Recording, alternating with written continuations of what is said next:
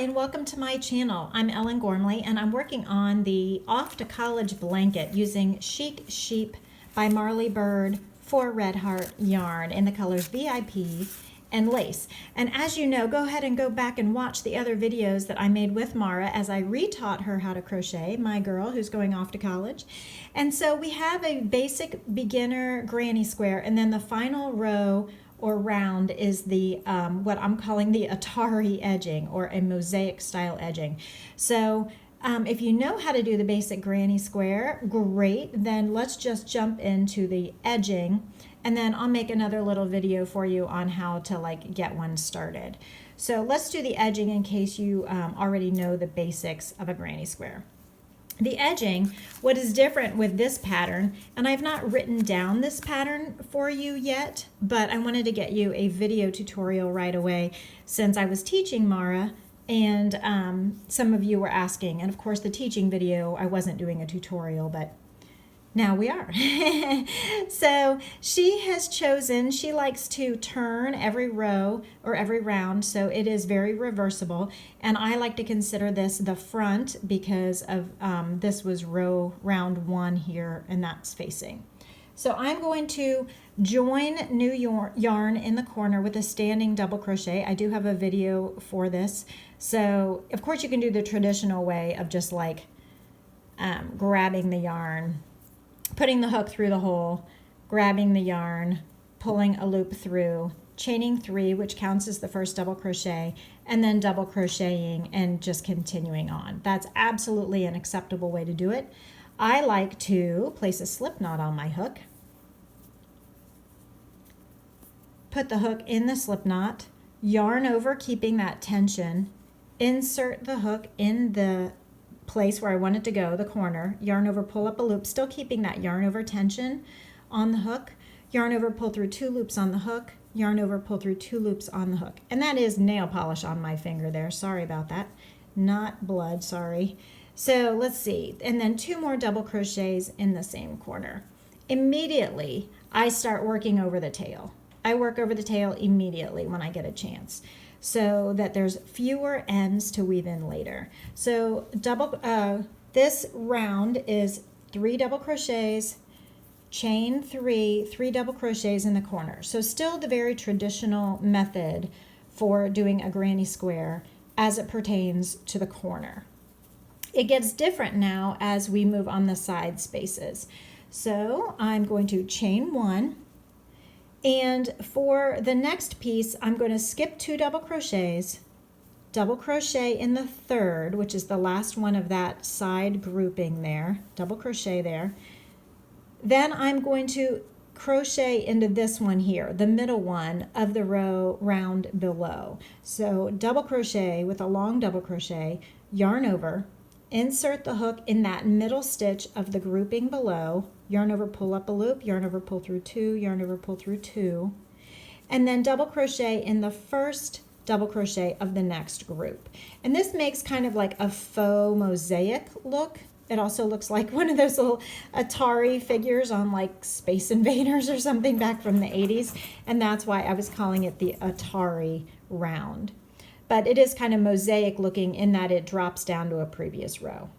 So chain 1 and skip the middle stitch, double crochet in the last stitch of the grouping, then target this middle one of the grouping below, yarn over, insert the hook in that stitch, wrapping all the way around the stitches on the live working row, yarn over and pull through 2, yarn over, pull through 2. So you've got a double crochet in it, pulling it up a bit, and then double crochet in the first double crochet of the next grouping. And really, that is it. That is all the modification we are doing on this beginner pattern that will take it from everyday and normal to something cool and spectacular. And I hope that you're gonna make this project along with us. I will keep you posted on Mara's progress as she makes her blanket. She is a advanced beginner, I would say, crocheter. So let's see here. But she's made a huge stack of motifs so far. Oh, Theo just jumped on the table. Hey buddy, are you coming to say hello? Are you coming to say hello, buddy? Come here. I don't know if he wants to say hello, but he sure jumped up on the table. Let's see if he's trying to grab this little ball of yarn. So if I bring it here, maybe he will reach in. So again, the corners are 3 double crochets separated by chain 1, 2, 3. And I will go ahead and complete the round for you. Oh, there's a knot in the yarn. It's okay. So if I found a knot in the yarn, what I'm going to do is undo the knot. I'm not going to leave the knot in. Did you see how easily I just pulled that apart? So knots do come apart so easily, so don't leave them in your work. So instead, I'm going to back up half a step and change yarns here. Now, really, because this is only one side, I wouldn't even bother. I would pull all this out and join new yarn. I don't like joining new yarn in the middle of a row, especially on such a small space. But if you need to join new yarn, you can just go back, double crochet half of the stitch by yarning over, inserting the hook, yarning over, pulling through 2 loops on the hook, and then you would grab new yarn, hold it in the back, yarn over with the new yarn through to complete the stitch, and then work over the tails. So I am going to undo all of this, but for tutorial purposes, I wanted to show you how to do it. Hey, Theo. Oh, Theo's making a cameo appearance here. Hey, buddy. And he wants the new yarn. Hey, buddy. Okay, you. So, when I finish the round, so I'll do all the remaining sides just like this Atari stitch. So double crochet in the first, as we're spanning a side gap, it would be double crochet, long double crochet, and then double crochet and chain 1, and go all the way around, and then join with a slip stitch in the beginning, first double crochet. So let me speed ahead and show you what it looks like.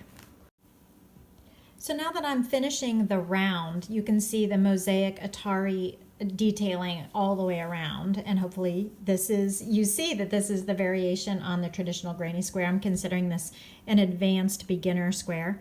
So at the end, don't forget to chain 1 to span that gap, and then slip stitch in the top of the first double crochet or the top of the beginning chain, depending on which method you used, and then just fasten off. So of course, if you already are well versed at the granny square, you could use this mosaic style round on all your rounds so that it will fill in the holes and look more like this all the way around. And I think it's really beautiful. It gives it a really like a snowflake kind of effect, and I hope you like it.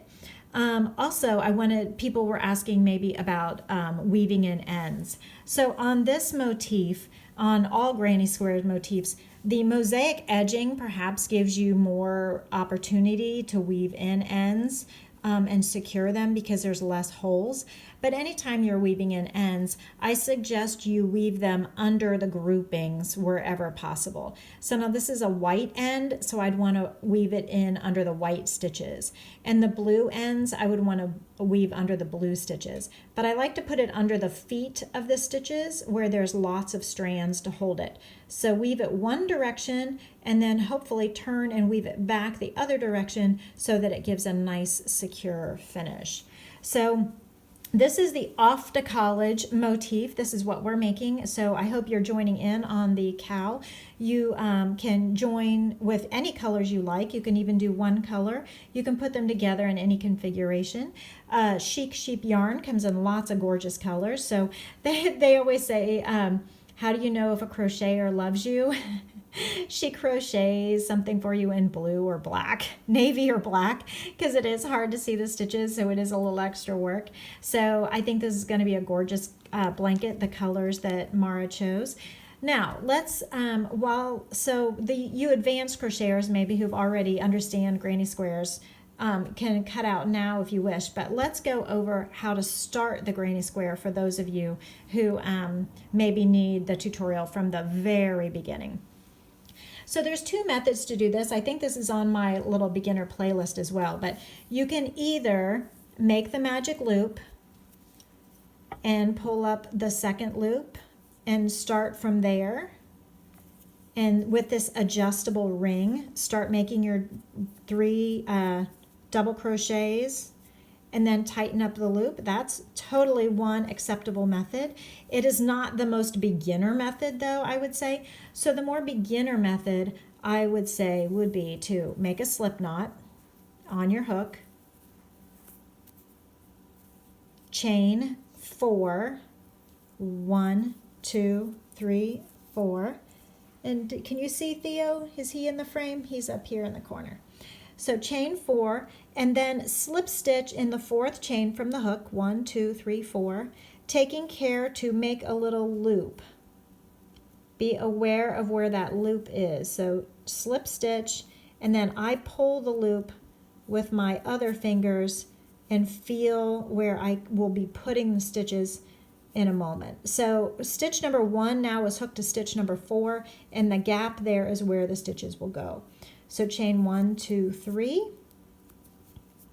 And then where my thumb and middle finger are poking through, yarn over, insert the hook in that loop. And I work over tails right away from the very beginning.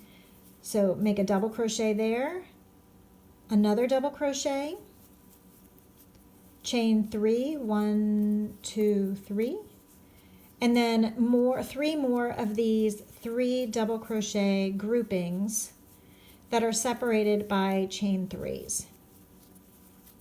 1, 2, 3. And you'll have this. So let's go ahead and finish. I admit I'm doing some of the middles for Mara because she finds them kind of fiddly. So this is really a great way to share. I mean, I made a blanket with my mom when I was in, I guess, lower high school. And we made a granny square blanket, lots of different scrap yarns. And we made them together. She made a square, I made a square. We'd hold them up to each other and say, "Whoa, what do you think of this color combination?" Because we were just grabbing spontaneously out of the yarn scraps. At the end of your round, don't forget to chain 3 for the corner. Then slip stitch in the first chain, the top of the first beginning turning chain, and pull through, and then you'll fasten this off. So Mara and I are doing this together, this blanket for her to take with her away to college. And the way that we are sharing the production of this, I am doing all the middles. She is doing rounds 2, 3, 4, and 5, and then I'm going back and putting all of the final rounds on. So that way, both of us have touched every single square. So it's kind of fun, and I hope that she treasures it the way I treasure the blankets my mom made when I was a kid. So let's see. Okay, so for round 2, the easiest method is to poke your hook through one of the corners and grab the yarn, holding a tail on the back and pulling up a loop. Chain 1, 2, 3. Then go ahead and work over the tail. I'm working over the tail there with 3 double crochets in the corner, 2 more double crochets, counting the first chain 3 as the first one. So 1, 2, 3 is what I have. Chain 3 for the corner, then 3 more double crochets in this corner. Get myself some more yarn. This Chic Sheep yarn is so nice. It is machine washable. It is 100% merino wool, and it is very soft. So chain 1 for the side, and then skip all of these 3 double crochets and place another corner grouping in the next corner. So the corner grouping for throughout this entire project is 3 double crochets in the corner, chain 3, and 3 double crochets in the corner. And I want to finish this round.